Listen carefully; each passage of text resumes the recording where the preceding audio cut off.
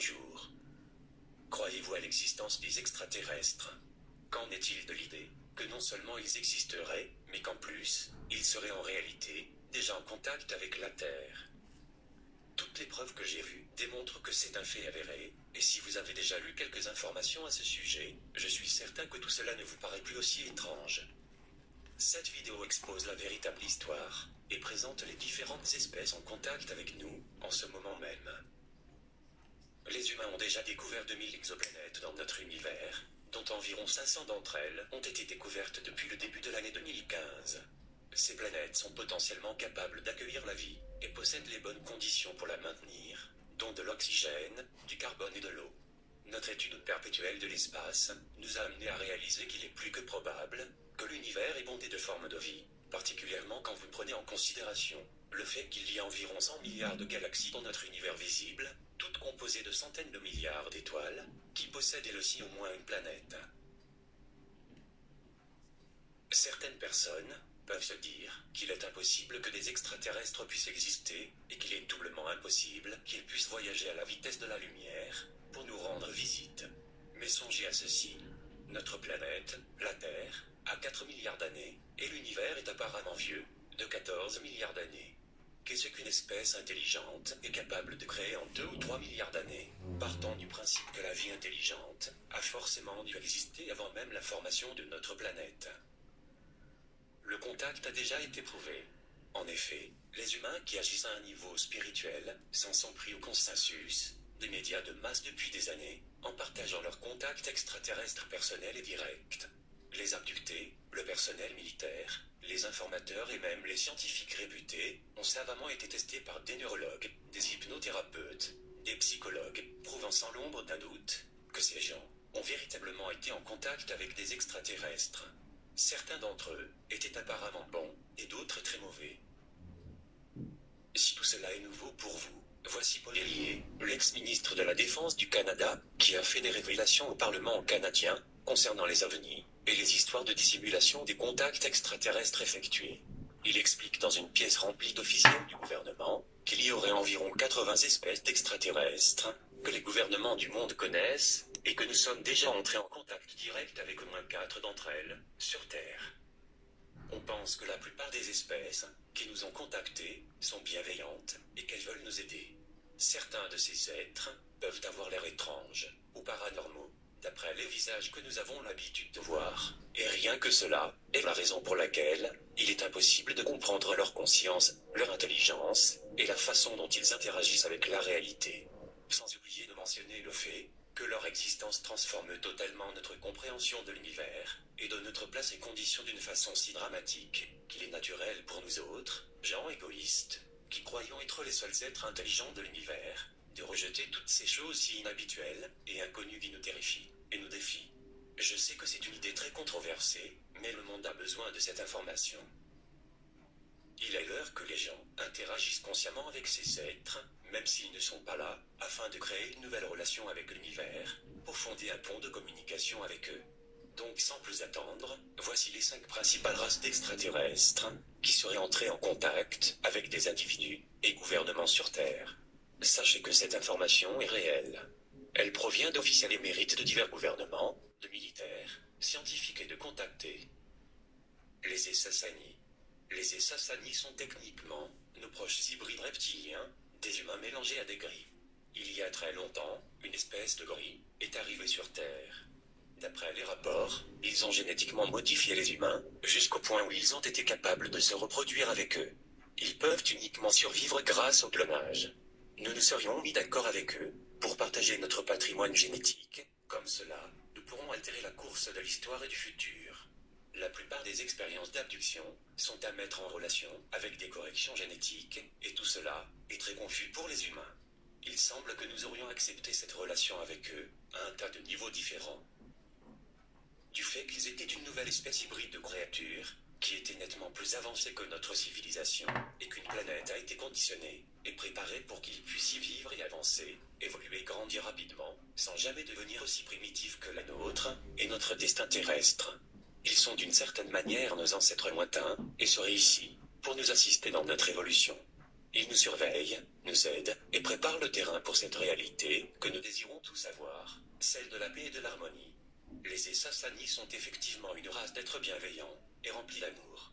Ils ont choisi de s'associer à nous, pour nous aider, ils adorent jouer, et eux aussi, cherchent désespérément à savoir qui ils sont, à la lumière de qui nous sommes. Une pratique qui sera commune, le jour où nous nous mettrons à coloniser cette galaxie, et découvrirons d'autres races d'êtres intelligents, plus primitives que la nôtre. Les Essassani seraient entrés en contact avec Darilanka. Les Yael. Les Yael sont les membres d'une espèce gracieuse de créatures hybrides. Ces êtres irradient de l'énergie solaire, absolument pure, et sont les frères et sœurs stellaires, les plus proches que nous avons. Ce seront certainement ceux qui feront une annonce ouverte et publique, dans un futur relativement proche. Ils font notre taille, sont très bien proportionnés, et possèdent l'apparence d'un personnage de manga angélique. Ils sont remarquablement beaux, doux, intelligents, se focalisent sur l'intelligence du cœur, et considèrent toute chose. Ils ont une relation très saine avec leur technologie, et sont ici pour nous aider à évoluer, et à développer notre civilisation. Eux aussi ont commencé du bas, et étaient des êtres primitifs il y a bien longtemps, et sont nettement plus avancés que nous au moment présent. Il est dit que la plupart de nos plateformes de réseaux sociaux ont été accordées à la Terre, grâce à leur aide pour partager leur flot de conscience.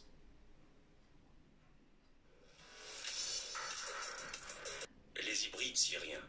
Ces hypersapiens sont très évolués, et d'après plusieurs enregistrements, ils sont rentrés en contact avec nous depuis le début de notre avènement. Il est dit qu'ils sont la race père, qu'ils sont venus ici, pour créer des humains d'un point de vue génétique. Plusieurs anciennes prophéties et textes parlent d'extraterrestres, impliqués dans la création des êtres humains. Les êtres syriens sont à environ 500 années-lumière de nous, et ont eu des dizaines de milliers d'années pour parfaire leur technologie, leur science, et développer leur propre espèce. Ils se spécialisent dans la technologie, l'architecture, les énergies durables, et la géométrie sacrée. Aussi, la créature dépeinte dans le film Avatar est dite de représenter l'apparence réelle des Syriens. Ils font notre taille, bien qu'ils sont un peu plus grands, plus minces, et n'ont pas de muscles. La couleur de leur peau est bleue, ils ont des yeux ovales, de longs doigts très entraînés et précis. Les Pléiadiens. Les hypersapiens pléiadiens sont grands, ont un visage rond, de grands yeux avec des traits de visage très fins.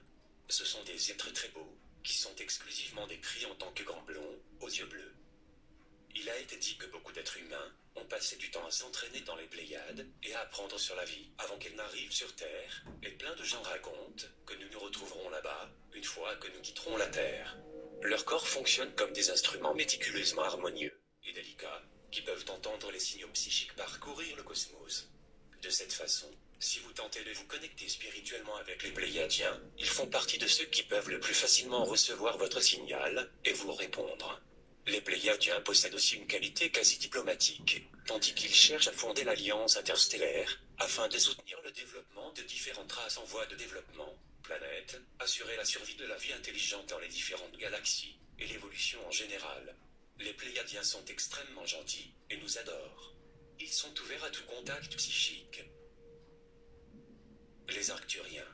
La plus ancienne des races de toute la galaxie de la Voie lactée, les hypersapiens arcturiens, font partie d'une race ultra évoluée de créatures extraterrestres. Ils sont profondément conscients, innovateurs et expérimentés.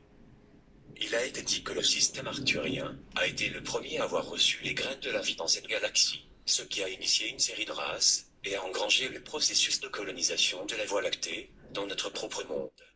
Les Arcturiens possèdent diverses formes, sont ultra avancés et conscients, et ont atteint le point de singularité, et vivent en coexistant complètement avec une réalité hautement vibratoire.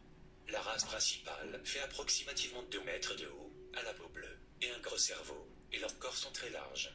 L'évolution des Arcturiens s'accélère, et ils deviennent de moins en moins physiques.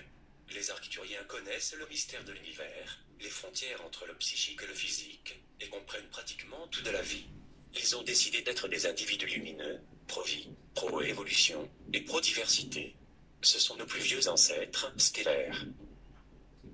Pour plus d'informations sur les contactés, les extraterrestres, les dissimulations gouvernementales, les abductions et les témoignages d'informateurs, je vous recommande vivement de regarder le documentaire Sirius.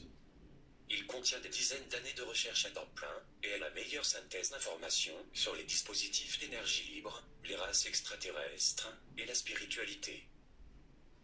Pour savoir comment contacter ces êtres, je vous recommande de créer un temps de méditation chaque jour, à la même heure exacte. Purifiez votre espace, détendez-vous, et prenez quelques respirations profondes. Créez une invitation pour les accueillir dans votre espace. Et puis il suffit de méditer. Soyez calme et écoutez. Vous pourrez peut-être poser une question, et voir quel type de réponse vous obtenez. Comme Max Planck l'a dit un jour, tous les esprits de l'univers sont interconnectés. Ces êtres ont des milliers, ou des millions d'années d'évolution sur nous, de sorte que des choses, comme la télépathie, la clairvoyance, la précognition, les rêves prémonitoires, et la transmission physique sont aussi faciles pour eux, que l'envoi d'un signal radio l'est pour nous.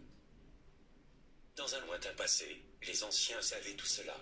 En effet, des visites d'extraterrestres ont été enregistrées pendant des milliers d'années, et toutes les anciennes cultures parlent des dieux, qui descendent du ciel, avec une lumière vive, et leur donner des connaissances, des outils, de la technologie et de la culture. Ces êtres sont généralement représentés comme ayant la peau brillante, avec généralement de grosses têtes et de grands yeux très larges, et étaient transportés dans une sorte d'engin spatial. Le livre, Le chariot des dieux, est une lecture merveilleuse, rassemblant une grande quantité de preuves que dans un lointain passé, les hommes ont été visités par des êtres extraterrestres.